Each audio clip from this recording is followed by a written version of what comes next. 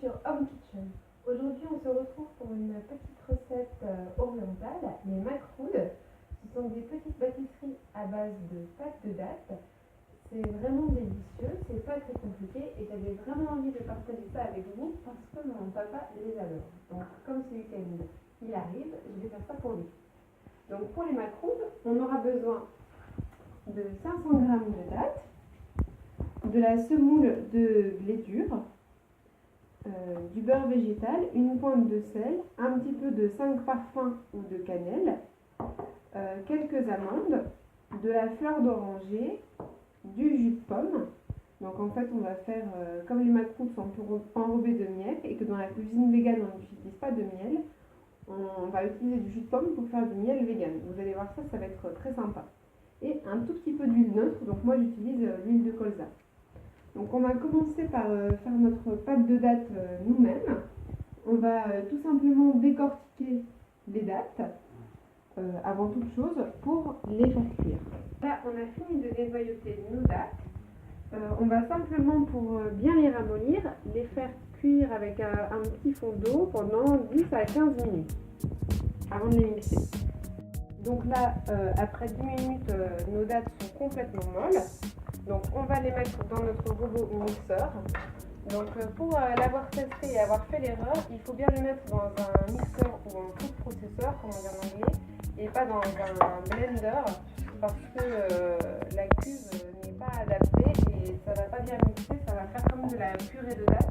Et nous, on veut de la pâte de date, donc qui se tienne un petit peu. Donc à ça, on rajoute un petit peu de fleur d'oranger. Comme vous pouvez ajouter de la cannelle ou de la poudre de clou de girofle, moi je rajoute un petit peu de 5 parfums, parce que c'est très bon, il y a déjà un petit peu de parfum là-dedans.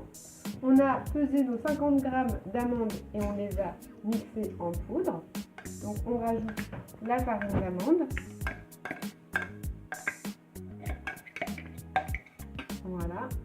Et à ça, enfin, on rajoute l'équivalent de une cuillère à soupe d'huile neutre, donc de pépins de raisin, de colza, ça ira très bien. On mixe donc tout ça.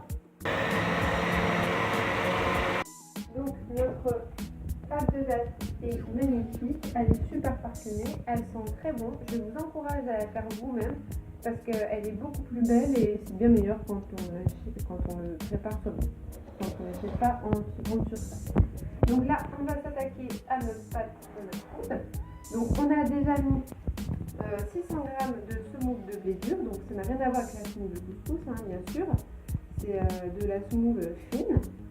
On vient ajouter notre fleur d'oranger. Donc là, on peut y aller un petit peu plus franchement.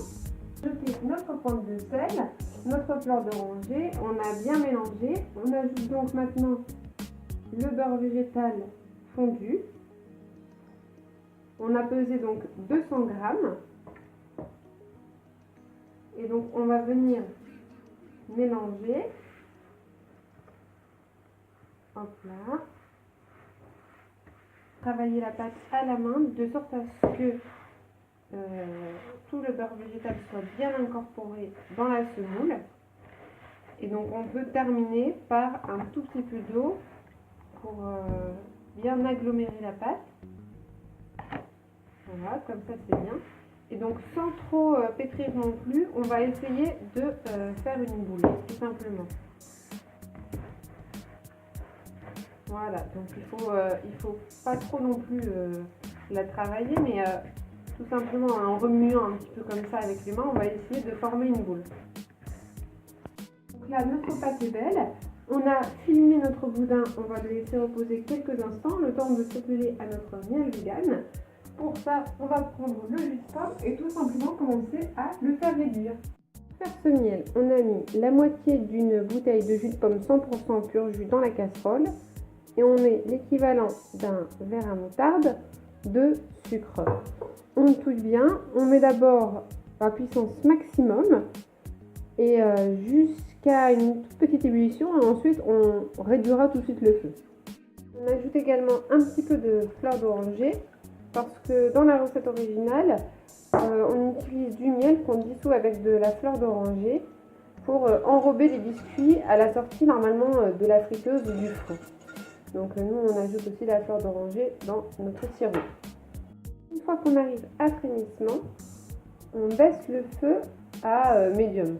Même à 3 c'est bien parce qu'il ne faut pas que ça brûle. Quand le liquide a rétréci de moitié, on va transvaser dans un bol.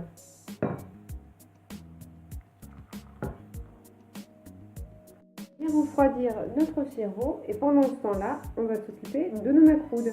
On s'assure que notre pâte n'a pas été séchée, sinon on peut rajouter un petit peu d'eau et on va aplatir notre pâte.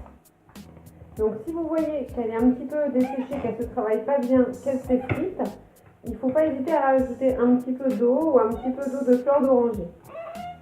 Donc nous, on va faire des macroutes roulées. Il y a deux façons de faire. Il y a les macroutes où on fait juste un petit creux au milieu et on met directement un petit boudin de pâte de date. Mais souvent on fait ça quand on achète déjà la pâte de date toute faite. Et il y a les macroutes roulées où on va venir mettre de la pâte de date sur toute la surface. Donc là c'est cela qu'on fait. Donc une fois qu'on a fait une couche uniforme d'à peu près un demi centimètre d'épaisseur, on va venir parer les côtés pour faire un contour bien net.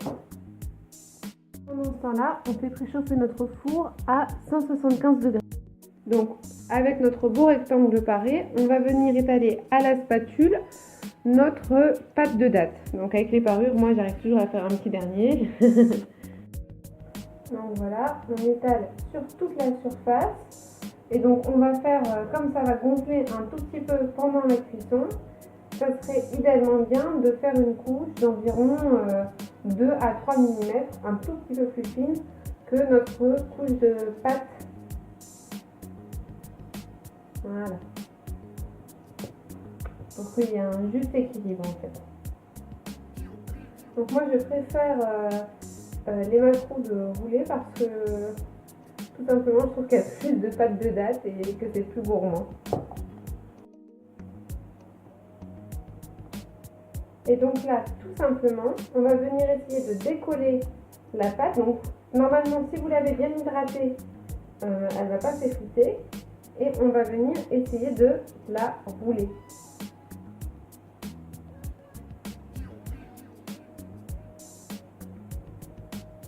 Donc évidemment, on procède doucement, petit à petit, pour pas qu'elle se casse, puisque c'est pas une pâte qu'on a pétrie et tout ça, donc ça reste quand même relativement fragile.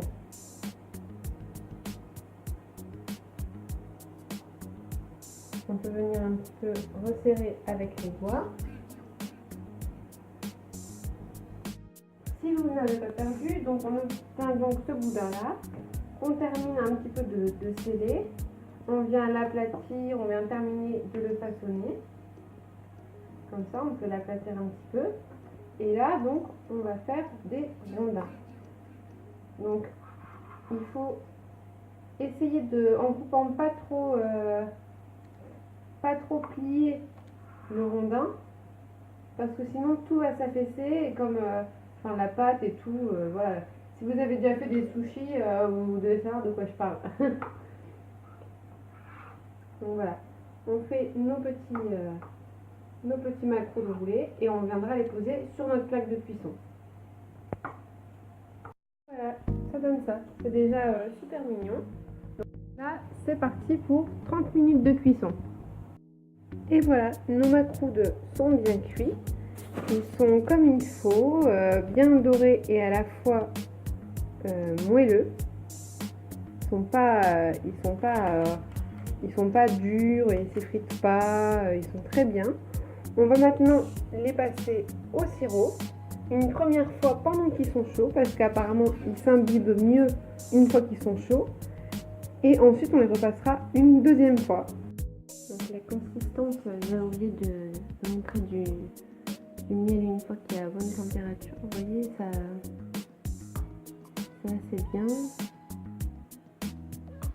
Ça a vraiment la consistance quand le miel il est liquide, qu'on a un petit peu fondu.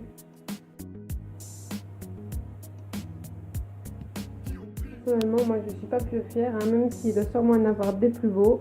Je trouve que mes macroudes ils sont super appétissants. J'espère que cette recette vous a plu. Je trouve que ça change un petit peu de d'habitude de faire des pâtisseries un peu classiques et tout ça. Je trouve que les macroudes sont très beaux. Il y a 10 000 recettes pour les macroudes. Il y a ceux qui font avec farine, sans farine. Il y a plein de façons différentes. J'ai vu qu'il y en a certaines qui mettaient, une fois que le sirop est mis, un petit peu de sésame. Donc par exemple, on peut essayer avec un. Je trouve que ça peut être aussi joli pour décorer, d'en proposer quelques-uns avec du sésame par-dessus. Voilà, j'espère que vous m'en donnerez des nouvelles. Je vous revois très bientôt pour de nouvelles recettes. Salut!